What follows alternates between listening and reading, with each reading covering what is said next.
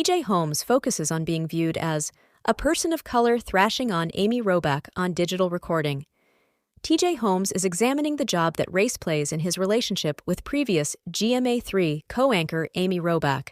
While recording a genuine discussion for their iHeartRadio webcast, Amy and j.holmes and Robach had a live contention. Holmes asked Robach to make sense of for what valid reason he delayed about delivering the episode prior this week.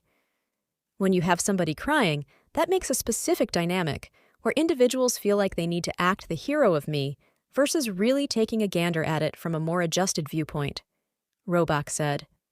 I think tears can give off an impression of being manipulative. That wasn't my goal, yet it could fall off like that. Furthermore, I simply think the worry was it wouldn't be something that individuals could be level-headed about paying attention to, she proceeded.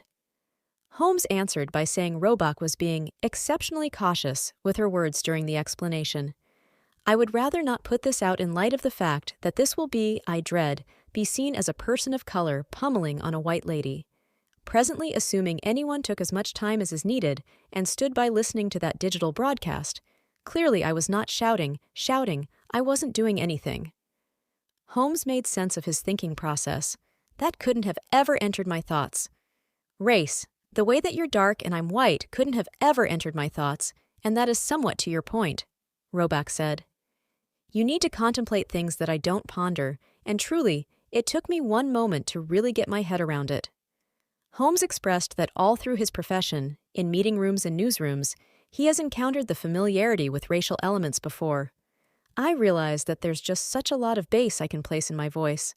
I realize there's just so much thrashing of my hands I can do. There's just such a lot of development I can place in my body, Holmes said of his expert encounters with white ladies and colleagues. After the first tense episode, the previous GMA3 co-secures affirmed they are still attached in a joint Instagram reel posted Tuesday. The video followed the episode of their digital broadcast, where the pair recently examined their relationship issues. We simply needed to check in and let you in on that. Regardless of what you've been hearing, we are still attached.